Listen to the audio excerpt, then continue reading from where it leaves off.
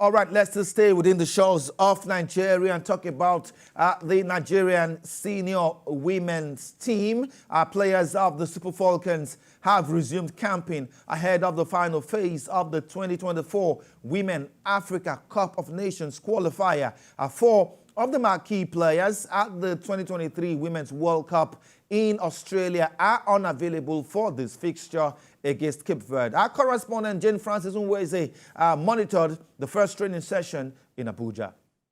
Nigeria Super Falcons walked over Sao Tome and Principe in the first round of the WAFCON qualifiers, while Cape Verde knocked out Liberia 6-2 on aggregate to reach this round. The coach of the Super Falcons, Justine Madugu, had to improvise for Asisa Toshola, one of the 5 players who are unavailable for this round of qualifiers. Midfielder Halimatu Ayinde and striker Ifoma Odomono are nursing injuries, while defender Michelle Alozie is set to undergo surgery. Coach Madugu called up Peace Efi to take the place of Ayinde, while Falconets star Chioma Olise was also drafted into the midfield in place of Echegini.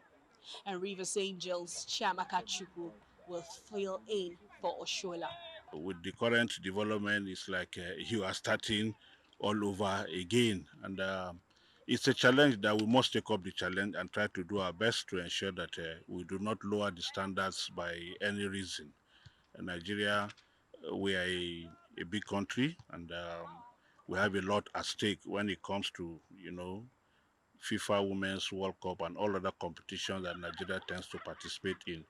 So like you said, yes, it puts an added pressure, but then we must take up the challenge and try to do our best to ensure that we don't use that as an excuse. The Super Falcons had a remarkable campaign at the 2023 World Cup in Australia, losing only to eventual finalists, the 3 Lionesses of England, on penalty in the round of 16. The Nigeria Football Federation have neither confirmed the Waldrom's exit nor coach Madugu as the substantive coach of the Super Falcons. It's really we need to continue. That's another thing, because nobody knows. I'm in Nigeria, it's in US, so we don't know whether he really wants to continue. But from when you check what you achieved in Australia, where you took a team that against all odds it got to the round 16, definitely I'm sure Randy will also want to continue. Well, I think we need to get our priorities right first. And the NFF don't know their priorities, because if you go to the World Cup and you have everything, we saw what these girls play at the World Cup. We're all excited that they got to the round of 16 without losing a game in regular time.